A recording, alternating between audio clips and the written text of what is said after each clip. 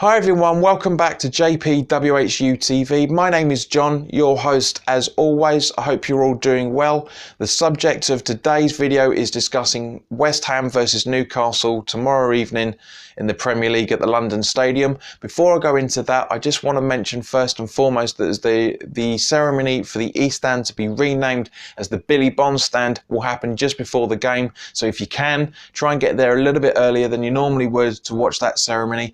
I missed the unveiling of the Bobby Moore stand and also the Trevor Brooking, so I am not missing this. Absolutely not going to be missing this at all. It's going to be very emotional because I'm sure in the build up to the ceremony, a lot of videos of Billy Bonds' best moments out of his long career he had with us is going to be up, and also he's quite a humble man, so his speech that he's going to give is going to be quite emotional as well, I reckon, so keep an eye out for that. It was also interesting to see that in the London Football Awards, London Player Football Awards, or whatever you want to call them, Declan Rice was given the Young Player of the Year. 100% deserved. You can't. This kid is just picking up picking up praise all the time and is picking up awards left, right, and centre.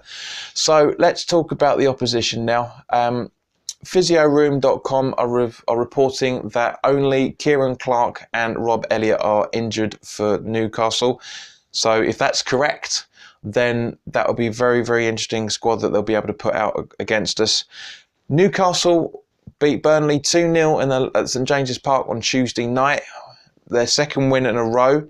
They're looking very safe now. Their mentality of how they play football is growing a lot, as they do play some very good football. They are, as I say, they're 6 points off the bottom three. I think they're going to be okay. I really think they're going to be okay. And this is the reason why, because they have the likes of Rondon, Perez, Joselu, Matt Ritchie and Yedlin can be a handful as well. And their new kid, Miguel Almiron, that they got from the MLS in the January transfer window, is coming on leaps and bounds. I wouldn't be at all surprised if this kid scores against us tomorrow. So if you're going to put a goal scorer on there, by all means do it. Put his name down on there, because I reckon he will. I really reckon he will. So they're basically a team full of very attack-minded players, and most of them like to score. So we need to be really resilient, as we were against City when we were beaten 1-0 by a contentious penalty. If you want to have a look at my reaction video to that, click on the card that's here.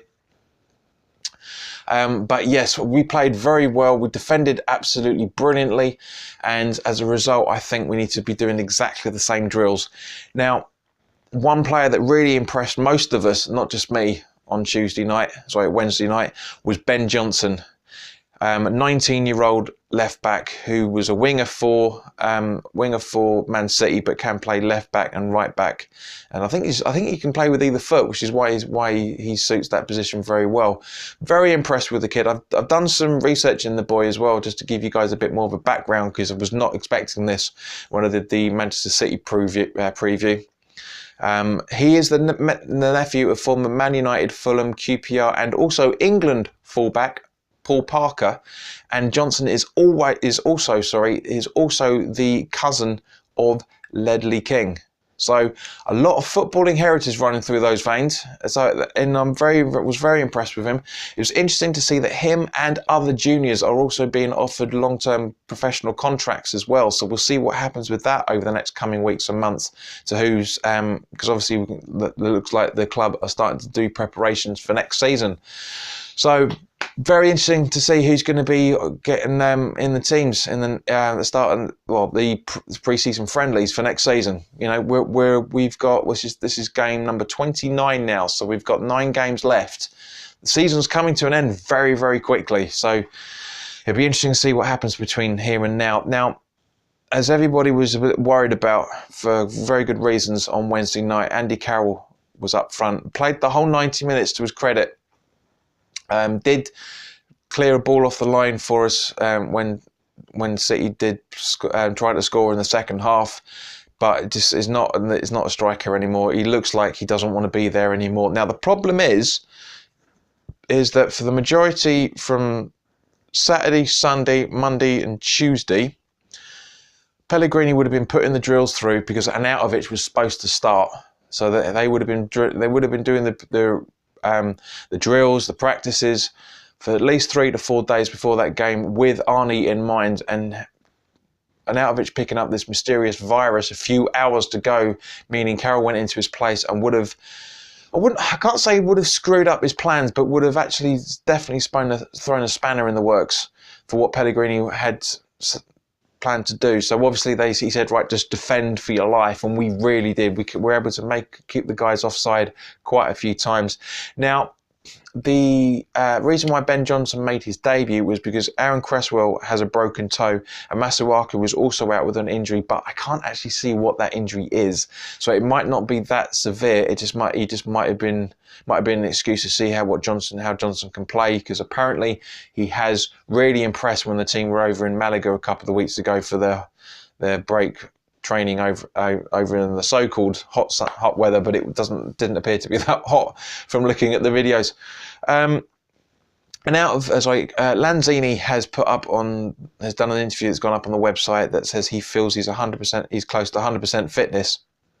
Happy with this, very, very happy with this, and as a result, I can't also see that Antonio is going to be out for this game either, because he did pick up a bit of a knock against City, but he did play the majority of in fact, he played the whole game with it, and so he might be okay. I don't know, but we'll find out.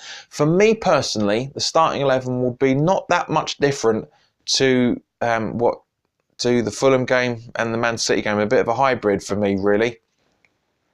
Up there, Fabianski remaining in goal.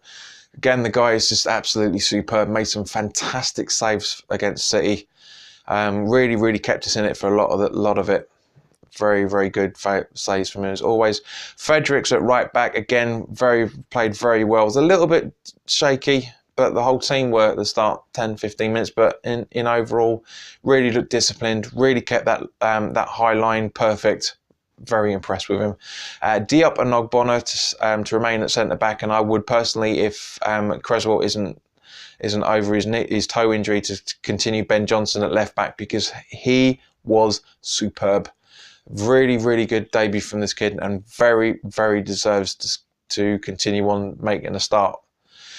He can also play right back, as I said earlier, so there's either way, he's looking one for the future. He really, really is. Defending midfielders, as always, I would have Noble and Rice. Now, coming to the midfield three itself, it's a little bit tricky for me to pick one of the two, because I just love both of them. I'm really getting impressed with both of them, especially how Snodgrass has been playing this season. Very, very good. If Antonio is fine and that shoulder injury he got was absolutely fine, I would start him along with Lanzini and Anderson, with Lanzini sitting behind Arnautovic. If not, I would have Snodgrass next to Lanzini. I really, really would. Either of the two would play very, very well. But personally, I think Antonio deserves it. He really, really deserves it. His form is coming back big time by the looks of it. Can he get another home goal? We'll find out. Hopefully, it'd be great if you can get 3 goals in 3 home games. It'd be very, very good. And as I say, I'd start on Arnautovic because it's Newcastle. Hernandez, I don't think would suit this game very well. Maybe as a super sub. Carroll, no chance. Carroll can't play against Newcastle to the ability that we need him to, but he's not been able to do that since he came back anyway. So for me, we've got no choice for Arnautovic up front.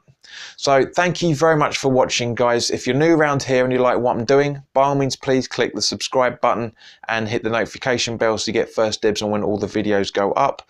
Welcome, Kyle, who subscribed the other night. It's nice to have you around. Unfortunately, somebody else unsubscribed during that time, so we're still on 647. So it'd be nice to spread the word, guys. Share the love on social media. Share this video with people on Facebook, Twitter, Instagram, WhatsApp if you wish, for anybody that you feel may want to watch this video and may like to subscribe to the channel. As always, guys, put your comments in the comment section below. Do you agree with my starting 11? Who would you start? What do you think the performance result's going to be? And also, if you feel that I deserve it, by all means, please click the like button. It'd be nice to get a few more likes as well and screw up that YouTube algorithm. So in the meantime, guys, enjoy the rest of your weekend, because Friday is the weekend for those of us at work. and I will see you tomorrow evening for the post-match reaction to the Geordie game. So in the meantime, guys, all the best. Take care.